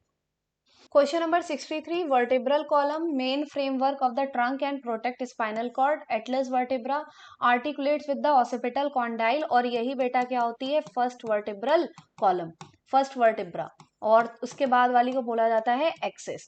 Neural canal क्या होता है पैसेज फॉर स्पाइनल कॉर्ड, और स्टर्नम क्या है flat bone on ventral mid line of thorax. तो ए का क्या हो जाएगा बेटा फोर्थ, बी का क्या हो जाएगा सेकेंड, सी का थर्ड एंड डी का फर्स्ट, तो correct answer will be fourth. 225 page number. Next question, the vertebral column protects the spinal cord and provide attachment to the ribs and back muscle, सही है। Each vertebra has a hollow neural canal through which the spinal cord passes, सही है। तो यहाँ पे दोनों ही statement सही है, तो करेक्ट आंसर क्या हो जाएगा first. Next page number 225। Next question है कार्पेल्स, कार्पेल्स का नंबर कितना होता है बेटा, कार्पेल्स का नंबर होता है 8, और इसको रिस्ट बोन बोलते हैं। मेटाकार्पल्स का नंबर कितना होता है बेटा 5, इसको पाम बोन बोलते हैं। फैलेंजेस हैंड की जो होती हैं 14 डिजिट्स, और टार्सिल एंकल बोन इसको क्या कितने होते हैं बेटा 7। तो ए का क्या हो गया, ए का हो गया फोर्थ, बी का सेकेंड, सी का थर्ड एंड डी का फर्स्ट, तो correct answer will be fourth. 226 page number. Next, the 8th 9th and 10th pairs of ribs are called as vertebrochondral और फॉल्स रिब, सही है। Vertebrochondral ribs are directly attach to the sternum, तो ये गलत है, directly attach हो जाता तो बेटा इसको ट्रू रिब्स बोलते ना कि फॉल्स रिब। तो पहला स्टेटमेंट सही है, दूसरा स्टेटमेंट गलत है, तो 66 का करेक्ट आंसर क्या हो जाएगा बेटा थर्ड। नेक्स्ट क्वेश्चन की तरफ चलते हैं। नेक्स्ट क्वेश्चन है हमारे पास फोर लिम हैंड, तो हैंड में बेटा आपकी ये क्या होगी ह्यूमरस, उसके बाद रेडियस अल्ना, उसके बाद मेटाकार्पिल, मेटाकार्पिल एंड फैलेंजेस। तो humerus, radius ulna, carpals, metacarpals and phalanges. और हाइंड लिम में बेटा femur, tibia, fibula, tarsals, metatarsals and phalanges. और पेटला क्या है नी कैप, नी कैप जो आपका नी ज्वाइंट को कवर करता है, कप शेप्ड बोन होती है जो आपके हाइंड लिम में प्रेजेंट होती है। तो फर्स्ट सेकेंड एंड थर्ड, तो 67 का करेक्ट आंसर क्या हो जाएगा फर्स्ट। नेक्स्ट क्वेश्चन की तरफ मूव करते हैं। नेक्स्ट क्वेश्चन है हमारे पास, each half of the pectoral girdle consist of a clavicle and a scapula. Half of the pectoral girdle मतलब एक साइड का, तो एक साइड में बेटा क्या होता है, यहाँ पे आपका क्या प्रेजेंट है, ये आपका क्या है स्कैपुला, और यहाँ पे क्या स्कैपुला, और यहाँ पे क्या प्रेजेंट है क्लैविकल, ठीक है। Each half bone of the pectoral girdle, सही है। Scapula is a large triangular flat bone, ventral side पे नहीं होता है, कहाँ होता है, डोर्सल साइड पे, तो ये क्या हो गया गलत। The spine of the scapula projects as an acromion that articulates with the clavicle, तो ये सही है। ये आपका क्या हो गया स्कैपुला, स्कैपुला से बेटा एक आपका स्पाइन निकलता है और ये जाके एक प्रोसेस को बनाता है आगे, इसको बोला जाता है एक्रोमियन प्रोसेस, और यही आर्टिकुलेट करता है किसके साथ, आपके क्लैविकल, और यही बेटा आपकी कैविटी का फॉर्मेशन करता है। The glenoid cavity articulates with the head of the humerus to form the shoulder joint, तो यहाँ पे बेटा ये फोर्थ ऑप्शन भी क्या है, बिल्कुल सही है। तो करेक्ट आंसर क्या हो जाएगा, first third and fourth, first third and fourth, तो करेक्ट आंसर विल बी 68 का करेक्ट आंसर क्या हो जाएगा, second. 226 page number. Next, it is a flat bone, कौन सा स्टेटमेंट, क्लैविकल के लिए above statement are false. It is a long flat bone with two curvature, flat bone नहीं होती तो ये क्या हो जाएगा, गलत हो जाएगा। पहला स्टेटमेंट क्या है बेटा, गलत है, इसमें फॉल्स बताना है, ध्यान से देखिए। It is commonly called the collar bone, सही है। It articulates with the acromion of the scapula, सही है। एक्रोमियन के साथ क्या करता है बेटा, आर्टिकुलेट करता है। It forms the shoulder joint directly, तो डायरेक्टली फॉर्मेशन नहीं करता है। तो गलत कौन कौन सा है, फर्स्ट एंड फोर्थ, तो करेक्ट आंसर क्या हो जाएगा 69 का second. 226। Next, ball and socket, ball and socket बेटा आपका कहाँ प्रेजेंट होगा, between humerus and pectoral girdle. Hinge joint आपका क्या होगा, नी ज्वाइंट या एल्बो ज्वाइंट। पाइवेट ज्वाइंट बेटा आपका कहाँ पे प्रेजेंट होगा, बिटवीन एटलस एंड एक्सिस, और ग्लाइडिंग ज्वाइंट बिटवीन कार्पेल्स। तो फर्स्ट का क्या हो जाएगा बी, फर्स्ट का बी, सेकेंड का डी, थर्ड का सी, एंड फोर्थ का ए, तो correct answer will B first. 227। Next, आपको पेल्विक गर्डल के बारे में यहाँ पे इनकरेक्ट स्टेटमेंट बतानी है। तो it consist of two coxal bone, सही है। Each coxal bone is formed by the fusion of ilium, ischium and pubis, सही है। The acetabulum is the cavity that articulates, the acetabulum is the cavity that articulates with the humerus। तो यहाँ पे cavity का नाम बेटा क्या है, एसिटाबुलम, जो आर्टिकुलेट्स करती है किसके साथ, आर्टिकुलेट करती है बेटा आपके ह्यूमरस के साथ। तो ह्यूमरस नहीं होगा, यहाँ पे क्या होना चाहिए था, फीमर, हेड ऑफ फीमर, तो ये स्टेटमेंट क्या हो गई, गलत। The two halves of the pelvic girdle meet ventrally to form the pubic symphysis, तो ये क्या हो जाएगा, सही। तो यहाँ पे आपका गलत स्टेटमेंट पूछा था, तो गलत कौन सा है, केवल था। 226। Next, which of the following statement about osteoporosis is correct. तो ओस्टियोपोरोसिस क्या है बेटा, एज रिलेटेड प्रॉब्लम है, मेनली फीमेल्स में देखी जाती है। एस्ट्रोजन का लेवल कम हो जाता है तो कैल्शियम का भी लेवल क्या होने लगता है, कम हो जाता है, जिसकी वजह से हड्डियों की जो बोन डेंसिटी होती है वो कम हो जाती है, तो फ्रैक्चर होने के चांसेस क्या हो जाते हैं, बढ़ जाते हैं। तो करेक्ट आंसर क्या होगा, थर्ड। NCERT page number 227। यहाँ पे बेटा आपसे पूछा गया है, तो देखते हैं, ई नॉट कनेक्टेड डॉर्सली, तो ई बेटा नॉट कनेक्टेड डॉर्सली नहीं, डॉर्सली तो कनेक्टेड होती है, ये फ्लोटिंग रिब्स हैं, डॉर्सली तो कनेक्टेड होती है, वेंट्रली कनेक्टेड नहीं होती, तो ई क्या हो गया, गलत हो गया। एफ को बोल रहा है फॉल्स रिब, तो एफ बेटा फॉल्स रिब नहीं है, वर्टिब्रल कॉलम को दिखा रहा है, तो ये गलत हो गया, तो आंसर क्या आ जाएगा, second. NCERT 1 page number 225। Next, inflammation of joints can occur in both arthritis and gout, but they differ because, क्योंकि बेटा गाउट में जो इन्फ्लामेशन होता है वो यूरिक एसिड के क्रिस्टल के इकट्ठे होने की वजह से होता है, and gout is also a type of arthritis, gouty arthritis, ठीक है, लेकिन उसमें जो इन्फ्लामेशन होता है वो यूरिक एसिड के डिपोजिशन की वजह से होता है। 74 का first. Next, consider the following statement about joints. Joint act as fulcrums for muscle generated movement. Muscle generated movement के लिए बेटा क्या फल्क्रम की तरह बिहेव करता है, सही है। Joint exist only between bones and never between bones and cartilage, गलत है। Force generated by muscle is transmitted through joints to for movement, सही है। तो यहाँ पे क्या पूछा गया है, करेक्ट स्टेटमेंट पूछा गया है, तो करेक्ट क्या है, फर्स्ट एंड थर्ड, तो का आंसर क्या हो जाएगा, 75 का करेक्ट आंसर हो जाएगा third. Next question page number 227। Next question है हमारे पास, progressive degeneration of the skeletal muscle, अभी मैंने बताया था जेनेटिक डिसऑर्डर की वजह से उसको क्या बोला जाता है, muscular dystrophy. 227। Fibrous joint, they are immovable joint, सही है. They are connected by dense fibrous connected tissue, सही है. The joints between the flat bones of the skull are example, ये भी क्या है बेटा, सही है. तो यहाँ पे तीनों स्टेटमेंट क्या है, सही है. तो करेक्ट आंसर क्या हो जाएगा, fourth. Next page number 227. Next, rapid spasm or wild contraction in muscle usually caused by low calcium levels in body fluid are symptom of, तो किसके symptom है बेटा, टिटैनी के. 227. Next, regarding cartilaginous joint, consider the following. Bones are joined by cartilage. Bones किससे जुड़ती हैं बेटा, cartilage से, सही है. They allow no movement at all, no movement नहीं बेटा, हल्के फुल्के मूवमेंट अलाउ करता है cartilaginous joint. The joint between adjacent vertebra are of this type. तो आपका क्या हो जाएगा, फर्स्ट और थर्ड. फर्स्ट और थर्ड क्या है इसमें, सही है. तो करेक्ट आंसर क्या हो जाएगा, second. 227. Next, visceral muscle are striated and voluntary in nature. तो स्ट्राइएटेड नहीं होती हैं, स्मूथ होती हैं, वॉलेंट्री नहीं, इनवॉलेंट्री होती हैं. दूसरी चीज, they are present in the inner walls. तो रीजन सही है, असर्शन क्या है, गलत है. तो आंसर क्या हो जाएगा, 80 का करेक्ट आंसर हो जाएगा बेटा, fourth. Next 218. Next, which of the synovial joints are true? They contain a synovial cavity filled with fluid, जिसको synovial fluid बोलते हैं, जिसकी वजह से मैक्सिमम मूवमेंट होता है. They allow considerable movement. बेटा ये मूवमेंट को क्या करता है, अलाउ करता है, ठीक है. They involved in locomotion, सही है. तो यहाँ पे तीनों स्टेटमेंट क्या है, सही है. तो करेक्ट आंसर 81 का क्या हो जाएगा, fourth. 227. Next, skeletal muscles are called voluntary muscle, सही है. Skeletal muscle voluntary muscle. Their activities are under the control of nervous system, help in locomotion and posture. तो असर्शन भी सही है, रीजन भी सही है, और बेटा करेक्ट एक्सप्लेनेशन भी है. तो करेक्ट आंसर क्या हो जाएगा, फर्स्ट. नेक्स्ट 218. नेक्स्ट क्वेश्चन हमारे पास, how do new population arise in organism by cycles of growth and division from a single parental cell and its progeny. जब एक पुराना सेल डिवाइड करेगा तभी नए सेल का फॉर्मेशन होगा. 121.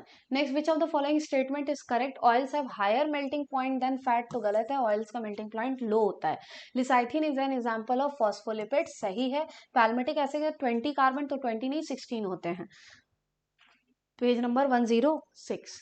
Next, which of the following correctly match with Ramachandran. Ramachandran ji के बारे में यहाँ पे कौन सी चीज सही करेक्टली मैच है? तो BSc honour physics, university of Madras, PhD Cambridge university. तो क्या हो जाएगा, 85 का करेक्ट आंसर हो जाएगा, first. 86 page number. Which of the following statement correctly differentiate exocrine and endocrine? Exocrine glands have duct to pour their secretion, whereas endocrine glands release hormones directly into the body. तो answer क्या हो जाएगा, third. Old NCERT. In plants, cells are organized into tissues which are further organized into organ. तो 87 का correct answer क्या हो जाएगा बेटा, second. Next page number 71. Next question, Catherine Isau reported in an early publication that curly top virus spread through which plant tissue? तो कौन से plant tissue जाता है, food conducting tissue phloem से. 56. Which of the following statement is correct about vertebrae? Vertebrata के लिए कौन सा सही है? तो notochord is replaced by vertebral column in adult. Third option. 46. Vegetative reproduction in algae commonly occurs by. तो commonly किसके थ्रू होता है बेटा, फ्रैगमेंटेशन के थ्रू होता है. तो that's all for today paper discussion. I hope आप लोग का पेपर अच्छा गया होगा. कोई भी दिक्कत हो, कोई भी परेशानी हो बेटा, कमेंट सेक्शन में जरूर बताइएगा. Thank you so much. जय हिंद.